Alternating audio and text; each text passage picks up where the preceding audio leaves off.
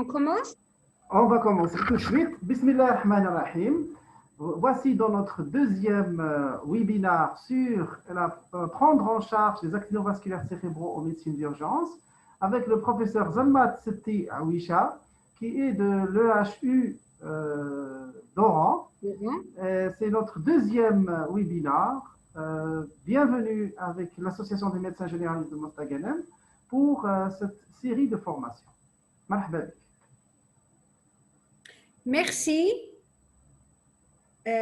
aux organisateurs de cette session de webinaire de m'avoir confié à parler de certains thèmes qui sont très importants, qui intéressent tous les médecins, y compris les généralistes et les spécialistes en neurologie et en anesthésie réa, et ce qui concerne comment prendre en charge un accident vasculaire cérébral en médecine d'urgence.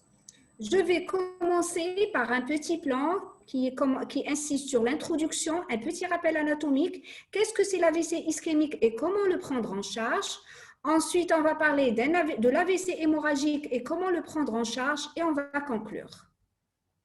Comme introduction, l'accident vasculaire cérébral est un déficit neurologique focal de survenue soudaine, d'apparition en moins de 2 minutes, en relation avec une lésion du parenchyme cérébral par infarctus ou hémorragie, secondaire à une pathologie vasculaire cérébrale d'origine artérielle ou veineuse. Donc, ce déficit neurologique peut être ischémique ou hémorragique, secondaire à une pathologie vasculaire. C'est la première cause de handicap moteur acquis de l'adulte. Et c'est la troisième cause de décès après les maladies cardiovasculaires et les cancers dans le monde. Les mécanismes de survenue de cet accident vasculaire cérébral, ils peuvent être soit par un mécanisme ischémique et donc qui constitue 85%, et on peut trouver un infarctus ischémique transitoire, comme il peut être un infarctus ischémique constitué quand il dépasse les 24 heures. Ensuite, le deuxième mécanisme, c'est hémorragique, ce qui constitue 15% de l'ensemble des AVC, qui comporte les hémorragies cérébroméningées et les thrombophlébite cérébrales. Le rappel anatomique, tout se situe dans le cerveau. Il existe plusieurs atteintes du cerveau. L'atteinte peut être au niveau du lobe temporal, du lobe frontal en rouge, du lobe pariétal et du lobe occipital. Toute atteinte peut entraîner un déficit neurologique bien précis. Commençons par l'AVC ischémique. Constitue une installation brutale d'un déficit neurologique focal soudain, secondaire, à une occlusion d'origine artérielle ou systémique.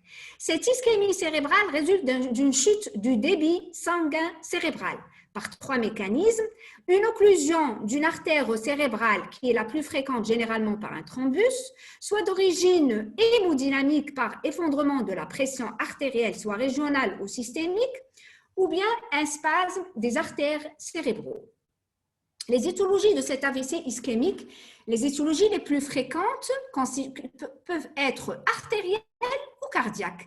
L'artérielle, c'est l'athérome et les maladies des petites artères. Les cardiaques, c'est les ACFA, les infarctus du myocarde, les valvulopathies, les complications de la chirurgie et l'endocardite infectieuse.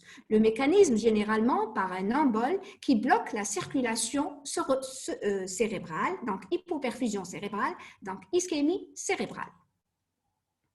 Cliniquement, il existe 2 types d'AVC. Il peut être transitoire dans un délai moins d'1 heure, ou bien il peut être constitué. Pour l'AVC transitoire, on l'appelle accident ischémique transitoire. C'est un épisode bref de dysfonctionnement neurologique dû à une ischémie focale, cérébrale ou rétinienne. Dont les symptômes cliniques durent moins d'1 heure, sans preuve d'infarctus cérébral. Il faut savoir que c'est une urgence médicale, même l'a été, parce qu'il constitue un syndrome de menace cérébrale. 10 à 30% des accidents ischémiques constitués sont précédés par un AIT et 10% de récidive à 3 mois, dans 50% dans les 48 premières heures. L'IRM cérébral, c'est l'examen clé et l'examen il est indiqué en première intention. Ce mécanisme de l'ischémie transitoire, il est dû à deux mécanismes. D'abord, l'athérosclérose par le dépôt d'une plaque d'athérome. C'est une graisse due au cholestérol créée à l'occlusion transitoire d'un petit vaisseau, ou bien les emboles d'origine cardiaque, comme on a vu tout à l'heure dans les étiologies, les AVC, les thrombophlébite, les ACFA, les IDM, donc il provoque un embole d'origine cardiaque qui peut provoquer l'obstruction d'une artère périphérique. Il faut savoir que l'AIT a une gravité potentielle, c'est un signe d'alarme d'un AVC. Même si l'accident il est de courte durée et ne laisse pas de séquelles, sa gravité reste potentielle et ne doit pas être négligée, car le risque d'AVC est de 10% à 7 jours. Les symptômes généralement rencontrés cliniquement, c'est la cécité transitoire, la perte du champ visuel, la paralysie faciale, les troubles du langage, le vertige, et il a une durée brève avec une récupération complète. Les signes peuvent être tous apparents ou bien on aura deux ou un seul signe. Deuxièmement, l'AVC ischémique constitué, c'est le plus dangereux. Le déficit neurologique est permanent. La sémiologie dépend du territoire vasculaire atteint. En distingue un accident ischémique carotidien lorsque l'atteinte se fait au niveau de l'artère cérébrale moyenne et de l'artère cérébrale antérieure. Voici le schéma. L'artère cérébrale antérieure, elle est en rouge. L'artère cérébrale antérieure, voilà l'image. Et la moyenne, elle est en bleu. Donc ici, c'est la moyenne et l'antérieure. L'artère, deuxièmement, les accidents ischémiques cérébraux vertébro-basilaires lorsqu'il y a une atteinte du tronc cérébral ou bien atteinte de l'artère cérébrale postérieure. L'artère cérébrale postérieure, normalement, elle est en rose clair dans l'image. Pardon. Ensuite, on a les petits infarctus profonds. C'est l'occlusion d'une artériole profonde sur une artériopathie locale. Voilà. Ensuite, on va voir l'AVC du tronc basilaire. Il est précédé par un syndrome ou il est caractérisé par un syndrome alterne. C'est une atteinte d'une paire crânienne du côté de la lésion et de la voie longue sensitive ou motrice contralatérale de la lésion. Ils peuvent être étagés et s'associer à des infarctus hémisphériques d'aval. C'est l'artère cérébrale postérieure. On peut avoir aussi l'infarctus grave du tronc cérébral. C'est une conséquence d'une occlusion du tronc basilaire. Elle se manifeste par un coma, une dysarthrie, un vertige et une atteinte motrice bilatérale, parfois au niveau des 4 membres. Caractérisé aussi par un locked-in syndrome, c'est un infarctus bilatéral du pied de la protubérance responsable d'une quadriplégie avec diplégie faciale seule, mouvement possible, la verticalité des yeux, avec un état de conscience qui est normal. Donc, dans l'AVC basilaire, on peut avoir un état de conscience normal, on peut avoir un état plus grave, c'est l'état du coma. Aussi, on peut distinguer les accidents ischémiques cérébelleux par un syndrome, elle commence souvent par un syndrome cérébelleux qui est homolatéral à la lésion. Et donc, en cas d'infarctus cérébelleux de grande taille, le risque vital est mis en jeu et il est lié à la compression du tronc cérébral. D'abord, quand on a un patient qui présente tous ces signes d'un accident ischémique, d'un accident vasculaire cérébral, on doit faire une évaluation neurologique et une estimation du pronostic qui se fait par des scores. L'examen neurologique doit être réalisé après avoir recherché et corrigé les axos. On les verra après. Les axos, c'est les accidents systémiques d'origine, c'est les accidents cérébraux d'origine systémique. Ça concerne l'ionogramme, la natrémie, la tension artérielle, la température, on les verra après. L'évaluation du pronostic doit prendre en compte des critères extraneurologiques. Le coma d'emblée directement lié à l'AVC est de mauvais pronostic. Le pronostic des infarctus sylviens malins non opérés est catastrophique. Bon, voici les scores qu'on peut évaluer pour savoir le pronostic de cet AVC. Il se fait par le score d'évaluation clinique, c'est le Glasgow. Ça concerne l'ouverture des yeux, la réponse verbale et la réponse motrice. Il est coté à 15. Il peut être utilisé, il est utilisé souvent dans le traumatisme crânien, mais on l'utilise fréquemment dans l'AVC. Ensuite, on peut avoir le score de Nice qui repose sur la vigilance, l'orientation, les commandes oculomotrices, l'oculomotricité, le champ visuel, la paralysie faciale et la motricité des membres supérieurs. Ils sont cotés de 0 à 3 pour la vigilance, l'orientation de 0 à 2, comme vous voyez dans l'image. Ensuite, on va les rassembler pour trouver une cotation. Lorsque le score de Nice il est quantifié pour évaluer la gravité initiale de ces patients, lorsque c'est un AVC mineur, le score de Nice il est coté de 1 à 3, 1 à 4. Pour l'AVC modéré, le Nice il est coté de 5 à 15 et dans l'AVC sévère, le Nice il est plus de 15. Lorsque le score il est plus de 15 à l'admission, il y a une probabilité faible d'avoir un excellent pronostic à 3 mois. Lorsque le score de Nice il est compris entre 5 et 25, cela permet d'envisager une décision de thrombolyse. Et lors d'un AVC grave, le score de Nice il est plus ou moins égal à 17 et le Glasgow il est moins de 9. Cela permet d'évaluer neurologiquement le pronostic. Certains examens complémentaires sont demandés dans les AVC. L'AVC ischémique, voilà les deux images en montrant l'AVC ischémique ou bien hémorragique. Donc, le scanner il est demandé en première intention. Donc, le scanner cérébral, dans les premières heures, il faut éliminer toujours un AVC hémorragique. Il peut être normal au début. Il peut montrer des signes précoces d'ischémie, tels qu'une hyperdensité artérielle et effacement des sillons corticaux. Vous allez le revoir dans l'image. Voici l'AVC ischémique. Donc, il y a effacement des sillons corticaux et il y a une hyperdensité artérielle.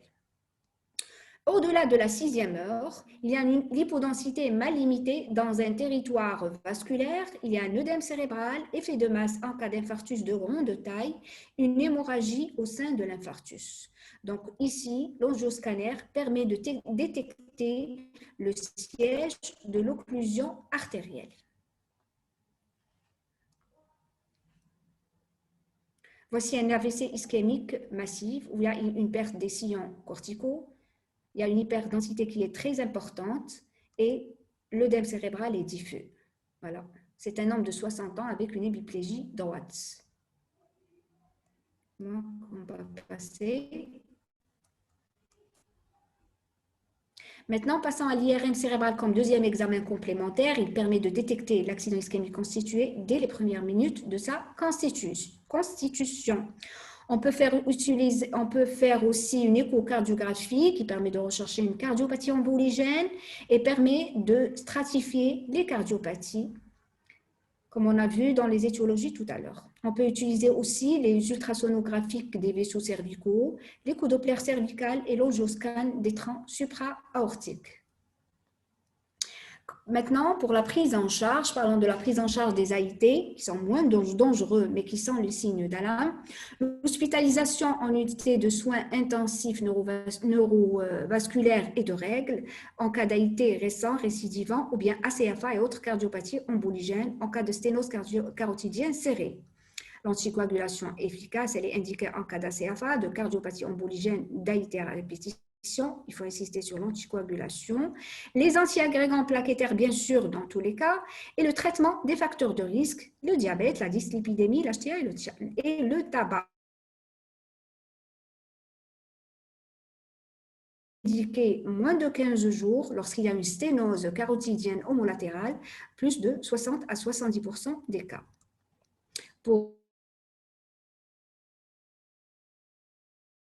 Repose sur alerte et sensibilisation, une surveillance neurologique et une prévention des complications thromboemboliques veineuses, levée précoce, les HPPM à dose préventive. La prise en charge des accidents ischémiques constitués non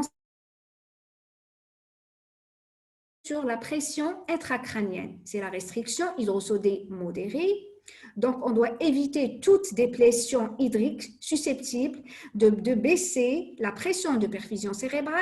Quand il y a une baisse de la pression de perfusion cérébrale, il y a une augmentation de l'HIC. Donc, il faut restreindre les solutés, il faut indiquer les solutés isotoniques. Le glycérol, les corticoïdes, le furosemide ne sont pas recommandés actuellement. Les indications à la mise en place d'un monitorage invasif de la PIC dans la prise en charge des patients présentant un AVC ne sont pas clairement définies. Par contre, ils sont indiqués dans le traumatisme crânien. Il faut prévenir et traiter l'hypoxémie lorsque, et cela fait partie des axos. La pression artérielle ne doit pas être inférieure à 60 mm mercure et l'hypercapnie ne doit pas être supérieure à 40. Chez tout patient ayant une hypertension intracrânienne susceptible ou avérée. Administrer une dose unique de mannitol de 40 g de mannitol, c'est-à-dire 0,1 à 1 g dans 0,5 à 1 g par kilo chez l'enfant, en cas d'aggravation brutale dans le but de diminuer transitoirement la PIC et en attendant un éventuel traitement chirurgical. La prise en charge des accidents ischémiques constitués que je trouve que c'est le traitement de base des accidents ischémiques constitués. Ça concerne une correction du trouble de l'hémostase qui peuvent, par exemple, une anomalie de l'hémostase peut aggraver le lambole ou le thrombus qui bloque l'artère cérébrale. Le contrôle de la température, il faut maintenir le patient inférieur à 38 degrés Celsius. C'est 38 degrés Celsius. Le contrôle glycémique, il faut maintenir une normovolémie pour éviter l'HIC, maintenir une bonne fonction VG pour avoir un bon débit sanguin, débit cardiaque, donc un bon débit sanguin cérébral, maintenir une normoxie, une normocapnie pour éviter la vasodilatation et la vasoconstriction des artères cérébraux, car l'objectif de pression de la perfusion cérébrale est de 65 à 70 mm mercure. Bien sûr, corriger toute anémie qui est cause d'hypovolémie. Il faut que l'objectif soit avoir une hémoglobine à 10 g par décilitre, avoir une bonne natrémie, une natrémie correcte et une prévention et prévenir les crises convulsives. La prise en charge des accidents ischémiques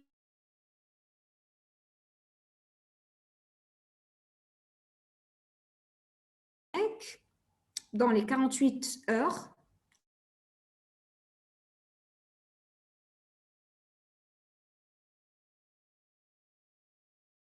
Les anticoagulants, bien sûr, pour le traitement curatif des patients ayant en phase aiguë. On peut utiliser aussi les HNF. Et les autres médicaments, il n'est pas recommandé de traiter des patients ayant présenté un infarctus cérébral avec des médicaments neuroprotecteurs. La prise en charge des accidents ischémiques constitués, prise en charge spécifique, c'est la thrombolyse intraveineuse, c'est l'activase. Elle a des doses bien précises, en une seule molécule, c'est 0,9 mg par kilo, sans dépasser 80 mg en IV. Il ne faut pas donner d'antithrombotique ni d'anticoagulation préventive avant les 24 premières heures en post-thrombolyse. Alors, les critères d'exclusion pour la thrombolyse intraveineuse, la présence d'un seul critère exclut le malade. Il existe plusieurs contre-indications, on peut dire. C'est le déficit en facteur de coagulation, le trouble de la vigilance, lorsqu'une chirurgie majeure. Il existe plusieurs contre-indications qui peuvent être la présence d'un seul signe peut exclure le malade, tels que les hémorragies, les infarctus, ils sont très, très longs, donc la liste est longue. Il faut les savoir, tels que le traumatisme crânien, le traitement par les AVK, la dissection aortique, le diabète. Il faut savoir que le diabète n'est pas une contre-indication. Bon. La prise en charge des accidents ischémiques constitués, elle peut être, après la thrombolyse, il existe la chirurgie de désobstruction qui a été proposée dans les embolies carotidiennes et qui a donné dans un délai de 6 heures, elle n'est plus appliquée. Donc, on utilise surtout l'hémicraniectomie. Elle est recommandée dans les infarctus sylviens malins du sujet de moins de 60 ans, sans comorbidité sévère associée ni un handicap persistant. Pour l'AVC hémorragique, passons à l'AVC hémorragique en deuxième cause, il s'agit d'une pathologie particulièrement grave, mais elle est moins fréquente que le constitué, que l'ischémique, avec une mortalité à moins de 3 mois, variant de 35 à 52%. Une fois la nature hémorragique de l'AVC est affirmée, il faut apprécier son évolutivité et préciser la topographie et son étiologie. Donc, pour l'évolutivité, il évolue en 3 étapes. La rupture artérielle et la formation de l'hématome, l'augmentation du volume de l'hématome et l'œdème périlésionnel.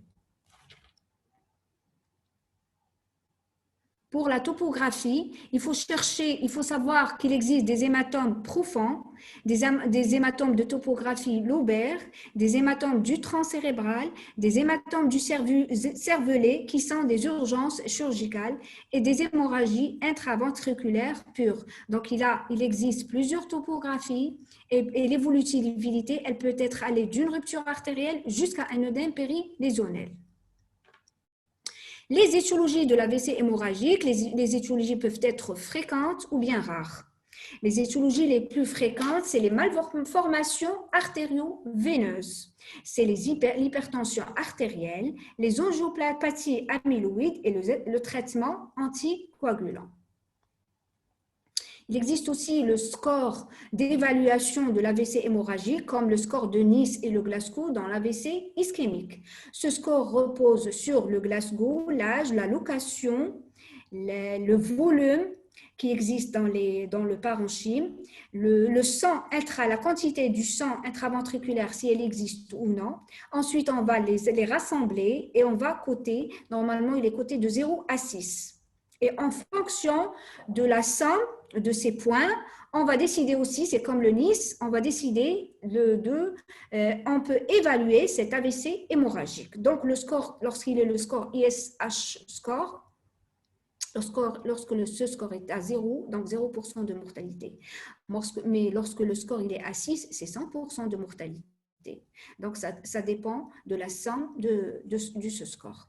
Pour les examens complémentaires demandés dans l'AVC hémorragique, le scanner cérébral toujours indiqué en première intention, il va montrer le diagnostic de l'hématome et le siège, la topographie de cet hématome intracérébral. L'IRM, il peut montrer des signes en faveur d'une étiologie de cet hématome. Les malformations artério-veineuses surtout. Ensuite, l'angiographie conventionnelle ou par rayonnance magnétique. D'autres examens biologiques sont aussi demandés, tels que la formule sanguine pour rechercher les anomalies d'hémostase, le dosage du fibrinogène et de différents facteurs de coagulation. Quant à la prise en charge, elle comporte de nombreux points communs avec celle des infarctus cérébraux. La prise en charge initiale, c'est d'assurer la liberté des voies aériennes supérieures. Si notre patient est en détresse respiratoire, bien sûr, l'intuber. S'il est en coma, il faut l'intuber. S'il désature une saturation moins de 80, il faut l'intuber. Donc, on commence d'abord par une oxygénothérapie en lunettes. Ensuite, on peut aller jusqu'à l'intubation.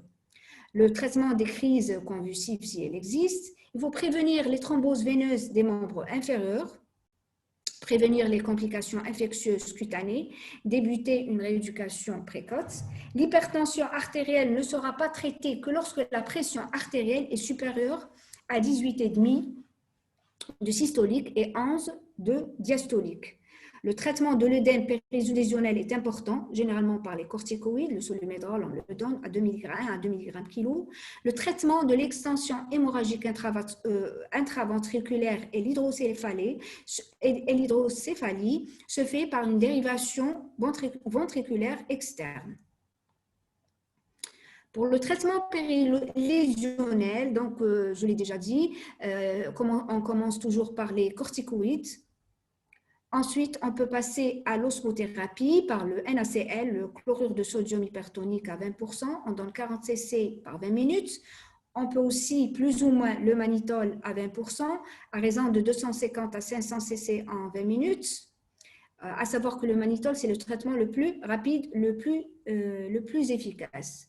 Pour les corticoïdes, on a parlé du Solimédrol. Les dernières recommandations disent qu'il n'a pas d'indication. Les AVC hémorragiques entraînent des complications graves, c'est pour ça qu'ils sont plus graves que les AVC ischémiques, tels que l'expansion de l'hématome, l'œdème périlésionnel qui est quasi constant, qui va provoquer un coma sévère, les crises d'épilepsie qui sont fréquentes en cas de localisation corticale de l'hémorragie et l'extension hémorragique intraventriculaire, l'hydrocéphalie généralement les fréquente. La prise en charge peut être spécifique. De l'hémorragie cérébrale, c'est les anticoagulants. Donc, il faut antagoniser en urgence l'effet de l'AVK dont l'objectif est de l'INR, soit l'INR moins de 1,5, par les facteurs vitamine K dépendants, les PSB, s'il existe, à raison de 25 unités par kilo, soit 1 ml par kilo en 15 minutes. La vitamine K par 10 mg pendant 4 jours. Et bien sûr, le plasma frais congelé. Il faut contrôler l'INR, l'hémostase, dans 30 minutes, ensuite 6 à 12 heures après, et bien sûr voir le taux de plaquettes par une FNS ou bien par un hémogramme.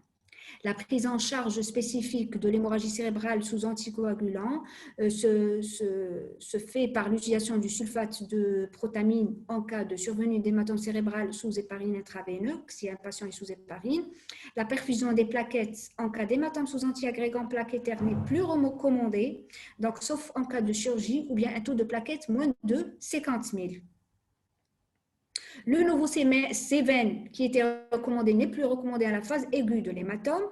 Donc, et on n'utilise plus de thrombolyse intraventriculaire ni thromboaspiration lors des hémorragies ventriculaires parce qu'elles risquent d'aggraver le phénomène hémorragique.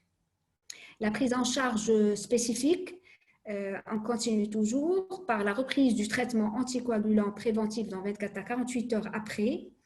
En cas de FA non valvulaire sous AVK, fibrillation auriculaire, donc c'est l'arrêt définitif. Si localisation hémisphérique, il faut la reprendre si s'il y a autre localisation. Bon, en cas d'ACFA sous AVK, bien sûr, il faut stratifier le risque hémorragique par rapport au risque embolique. Toujours, le score se fait par le score de HAS-BLED, comme on a vu tout à l'heure.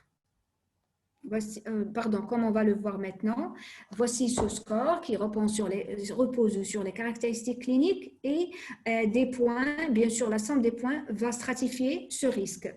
L'HTA, elle est le risque si le patient est hypertendu, 1 point, le dysfonctionnement rénal, 1 point, l'AVC, 1 point, le saignement, 1 point, si l'INR et la bile, 1 point, et l'âge supérieur à 65 ans, 1 point, et l'alcool ou si le patient est porteur d'alcool et alcoolique ou il prend certains médicaments, la cotation est de 1 ou 2. Donc l'alcool 1 et les médicaments 2. Ensuite, c'est les maximums à 9 points et on doit les calculer.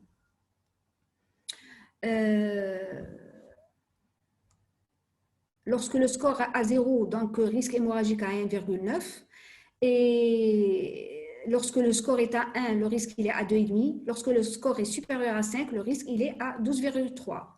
Ce score-là doit être utilisé pour l'évaluation, bien sûr, du risque hémorragique.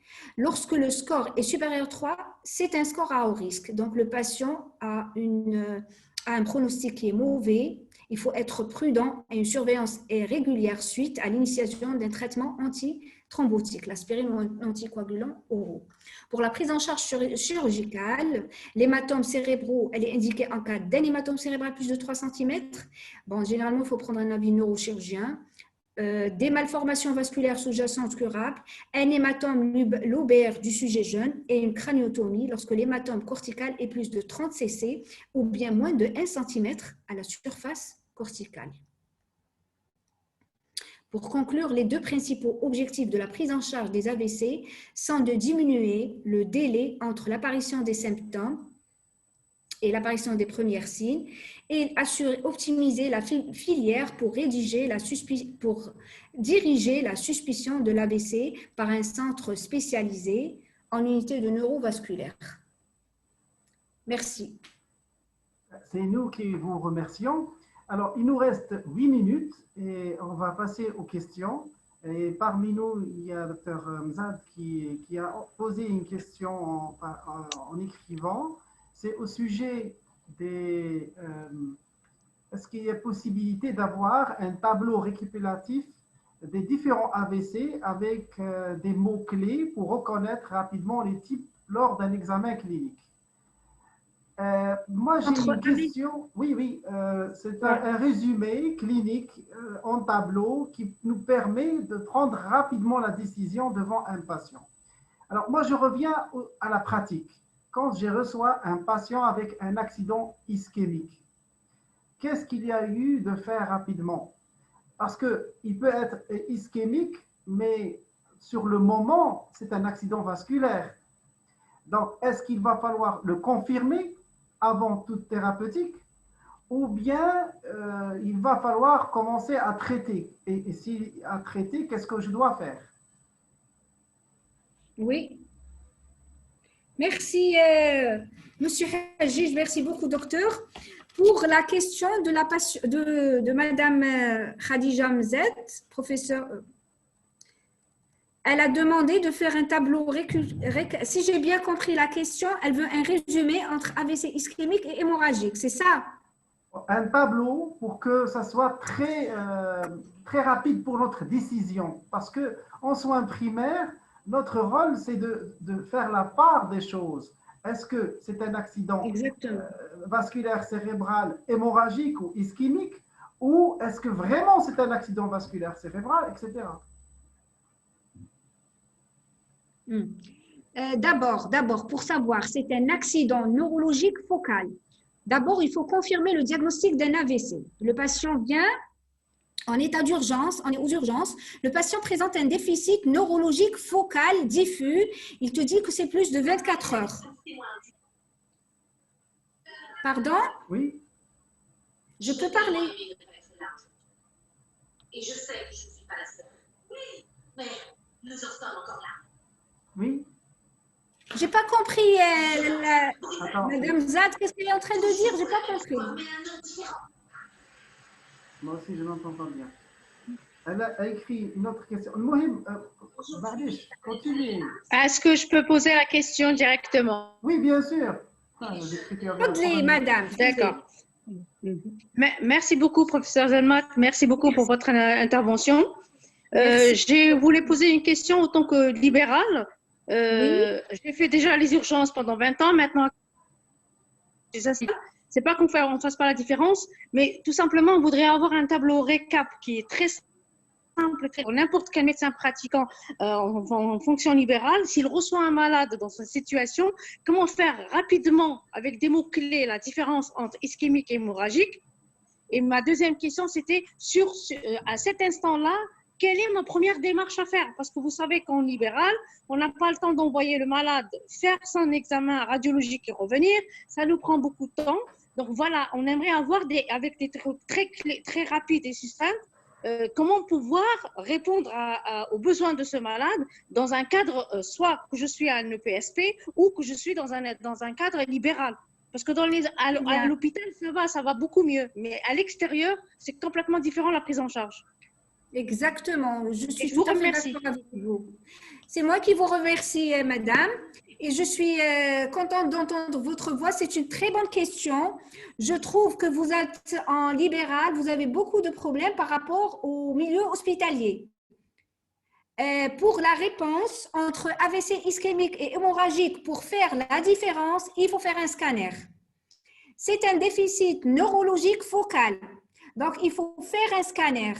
La prise en charge initiale comporte les axos. Tout ce qu'on peut faire au début, même nous, au milieu hospitalier, on respecte les axos, c'est-à-dire avoir une bonne température moins de 38, une normocapnie, cela veut dire oxygéner le patient, faire une position demi-assise si c'est nécessaire, avoir une tension artérielle stable, essayer d'équilibrer sa tension, essayer d'équilibrer sa glycémie, donc faire un dextro rapidement, faire une tension artérielle rapide, faire un ionogramme, cela ne peut pas être rapide, donc on exige le scanner d'abord pour faire la différence. Quand on trouve que c'est un hémorragique, c'est une chose, quand on trouve que c'est un ischémique, c'est la deuxième part des choses. Mais initialement, il faut qu'il y ait une correction des axos, c'est-à-dire température, glycémie, normovolémie, normoxie, normocapnie, tension normale et éviter une crise convulsive si elle est. Maintenant, si un patient est en détresse sévère, c'est-à-dire un AVC compliqué de coma, on est obligé d'intuber, de l'envoyer. Mais la seule chose qui est indiquée là pour faire la part des choses, c'est le scanner cérébral, bien sûr. Quand c'est hémorragique, il faut respecter quand c'est ischémique d'abord, l'AVC ischémique, il faut respecter des tensions artérielles élevées, d'accord? Il faut respecter des tensions artérielles élevées, il faut équilibrer, il faut faire indiquer la thrombolyse en fonction des cas, en fonction de l'étiologie. D'accord? Quand c'est hémorragique, bien sûr, faire l'invie neurochirurgicale et la décision de l'opérabilité dépend du neurochirurgien et j'ai dit les indications de la chirurgie. Est-ce que j'ai répondu à votre question, Madame Zad? Oui, alors si je fais un... oui. Alors, j'ai une seule remarque à dire, c'est que est-ce qu'il y a un conseil pour le transport d'un malade qui présente un accident vasculaire transitoire ou un AVC? Est-ce qu'il y a des précautions pour le transport pour faire le scanner? Pour les précautions, c'est toujours le mot-clé, c'est les axos. Dans le transport doit être médicalisé. Le transfert doit être médicalisé. J'insiste sur ça. D'ailleurs, on a le SMUR qui ramène ces accidents vasculaires cérébraux et on a une unité de neurobelak. Vous êtes au courant, Monsieur Hajij ou Madame Zad? Mais nous n'avons pas ça. Oui, on est au courant. Tellement que c'est dangereux, on nous a donné une ambulance spéciale pour ça. Pour transférer ces patients, il y a des médecins qui s'occupent de ça, qui sont très calés et savent très bien leur métier. Donc, pour moi, le transport doit être médicalisé avec le respect du mot-clé, c'est les axos. Alors, il ne me reste pas beaucoup de temps, sinon ça va se couper. Alors, je vous remercie encore une fois pour votre présentation et j'espère qu'on aura d'autres occasions de faire d'autres sujets comme celui-ci. Merci beaucoup. C'est moi qui vous remercie. Merci beaucoup. Merci beaucoup. Merci beaucoup, Dr. Merci à vous, Madame Zad. Slama. Merci. Slama. Au revoir. Au revoir. Au revoir.